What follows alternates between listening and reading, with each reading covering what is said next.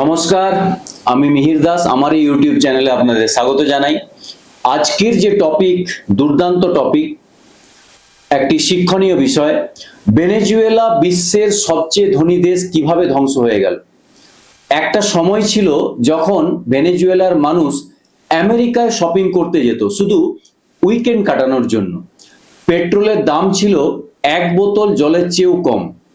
রাস্তায় দেখা যেত বিলাসবহুল গাড়ি, আকাশচুম্বী অট্টালিকা আর অর্থের ছড়াছড়ি। কারণ ভেনেজুয়েলার মাটির নিচে ছিল পৃথিবীর সবচেয়ে বড় তেলের ভান্ডার। কিন্তু আজ সেই দেশেই মানুষ খাবারের জন্য লম্বা লাইনে দাঁড়িয়ে থাকে। লক্ষ লক্ষ মানুষ দেশ ছেড়ে পালিয়েছে। মুদ্রাস্ফীতি এমন পর্যায়ে পৌঁছেছিল যে এক কাপ কফি কিনতেও লাগতো লক্ষ লক্ষ ভেনেজুয়েলান বলিভার। কিভাবে সম্ভব হলো এমন পতন? বিশ্বের সবচেয়ে ধনী সম্পদশালী দেশগুলির একটি কিভাবে ধ্বংসস্তূপে পরিণত হলো? আজ আমরা জানবো ভেনেজুয়েলার এই অবিশ্বাস্য গল্প। একটি গল্প ইতিহাসের অন্যতম বড় অর্থনৈতিক বিপর্যয়ের। বিংশ শতাব্দীর শুরুতে ভেনেজুয়েলাতে কফি, কোকোয়া, গবাদি পশুর ওপর নির্ভরশীল একটি অনুন্নত কৃষি প্রধান দেশ। দক্ষিণ আমেরিকার উত্তর উপকূলে অবস্থিত একটি দেশ ক্যারিবিয়ান উপকূল রেখা থেকে শুরু করে আন্দিজ পর্বতমালা ও অ্যামাজন রেন ফরেস্ট পর্যন্ত বিস্তৃত। দেশের অধিকাংশ মানুষ দারিদ্র্যের মধ্যে বাস করত। 1922 সালে 14 ডিসেম্বর মারাকাইবো লেকের তীরে লাস ব্যারোসোস নামক একটি কূপে প্রচন্ড বিস্ফোরণ ঘটে এবং এর ফলে 200 ফুট উঁচুতে তেলের ফাউন্টেন তৈরি হয় এবং টানা 9 দিন ধরে চলতে থাকে। প্রতিদিন প্রায় 1 লক্ষ ব্যারেল তেল ফোয়ারার মতো বের হতে থাকে। এই ঘটনা প্রমাণ করে যে ভেনেজুয়েলার মাটির নিচে অপরিসীম তেলের ভান্ডার ছিল, যা বিশ্বমঞ্চে আলোড়ন সৃষ্টি করে দেয়। এরপর যা ঘটেছিল তা অবিশ্বাস্য। বিশ্ব জুড়ে শিল্প বিপ্লবের কারণে তেলের চাহিদা হু হু করে বাড়তে থাকে আর ভেনেজুয়েলা হয়ে ওঠে বিশ্বের সবচেয়ে অন্যতম বড় তেল রপ্তানিকারক দেশ। 1950-এর দশকে ভেনেজুয়েলা ছিল ল্যাটিন আমেরিকার সবচেয়ে ধনী দেশ। অনেক ইউরোপীয় মানুষ সেখানে কাজের জন্য অভিবাসন করত। দেশের অর্থনীতি এত দ্রুত বৃদ্ধি পাচ্ছিল যে সবাই মনে করছিল এই সমৃদ্ধি কখনোই শেষ হবে না।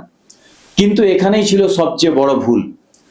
দেশটি কৃষি উৎপাদন, শিল্প কিংবা প্রযুক্তি খাতের যে উন্নয়ন না করেই শুধু তেলের উপর নির্ভর করতে শুরু করলো। একটি দেশের অর্থনীতি যখন একটা খুঁটির ওপর দাঁড়িয়ে থাকবে, তখন সেই খুঁটি ভেঙে গেলে পুরো ইমারত ধসে পড়ে। 1998 সালে ক্ষমতায় আসেন হুগো সাভেজ। তিনি নিজেকে গরিব মানুষের নেতা হিসেবে উপস্থাপন করেন। তার প্রতিশ্রুতি ছিল দেশের তেলের সম্পদ জনগণের মধ্যে ভাগ করে দেওয়া হবে। শুরু হয় ব্যাপক সামাজিক কর্মসূচি, ফ্রি চিকিৎসা, ফ্রি শিক্ষা, সস্তা খাদ্য, ভর্তুকি। প্রথম দিকে এর ফলও দুর্দান্তভাবে পাওয়া যায়। দারিদ্র কমতে থাকে, গরিব মানুষ সাভেজকে নায়ক হিসেবে দেখতে শুরু করে।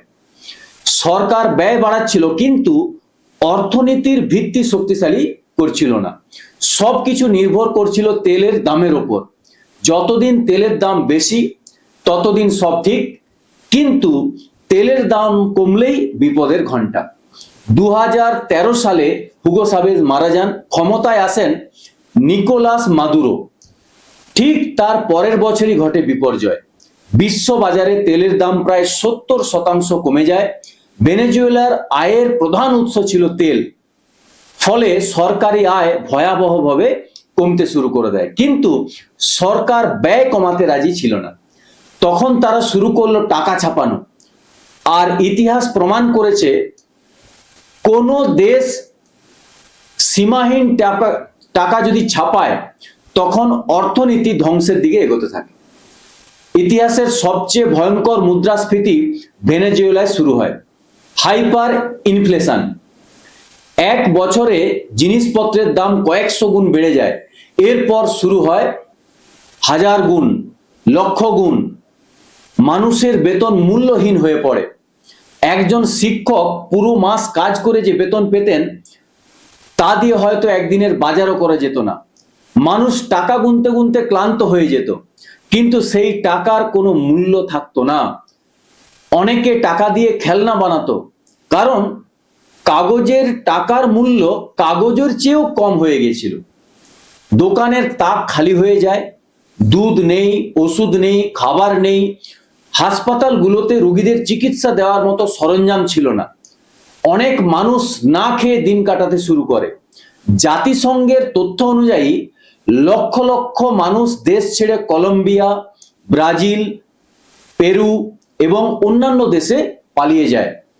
এটি আধুনিক বিশ্বের অন্যতম বৃহত্তম শরণার্থী সংকটে পরিণত হয়। যে দেশ একসময় বিদেশিদের স্বাগত জানাতো, আজ সেই দেশের মানুষই অন্য দেশে আশ্রয় খুঁজছে। আজকের ভেনেজুয়েলা সাম্প্রতিক বছরগুলোতে পরিস্থিতি কিছুটা স্থিতিশীল হয়েছে, কিন্তু দেশের অর্থনীতি এখনো পুরোপুরি ঘুরে দাঁড়াতে পারেনি। অনেক মানুষ এখনো দারিদ্র্যের সঙ্গে লড়াই করছে। ভেনেজুয়েলা এখনো বিশ্বের সবচেয়ে বড় তেলের ভান্ডারের মালিক, কিন্তু শুধু সম্পদ থাকলেই সমৃদ্ধি আসে না, সেই সম্পদ সঠিকভাবে পরিচালনা করার ক্ষমতাও থাকতে হবে। ভেনেজুয়েলার গল্প আমাদের একটি গুরুত্বপূর্ণ শিক্ষা দেয়। একটি দেশ শুধুমাত্র প্রাকৃতিক সম্পদের উপর নির্ভর করে দীর্ঘদিন টিকে থাকতে পারে না। সুশাসন, অর্থনৈতিক বৈচিত্র্য, দূরদর্শী নেতৃত্ব এবং সঠিক পরিকল্পনা ছাড়া পৃথিবীর সবচেয়ে ধনী দেশও ধ্বংস হয়ে যেতে পারে। আজকের ভেনেজুয়েলার এই বাস্তব উদাহরণ। আপনার মতে ভেনেজুয়েলার পতনের সবচেয়ে বেশি দায়ী কে? তেলের ওপর অতিরিক্ত নির্ভরতা, সরকারের ভুল নীতি, নাকি আন্তর্জাতিক রাজনীতি? কমেন্টে আপনার মতামত লিখুন। ভিডিওটি ভালো লাগলে লাইক, শেয়ার এবং সাবস্ক্রাইব করতে ভুলবেন না, কারণ পৃথিবীর সবচেয়ে বড় শিক্ষাগুলো লুকিয়ে আছে ইতিহাসের সবচেয়ে বড় ভুলগুলোর মধ্যেই।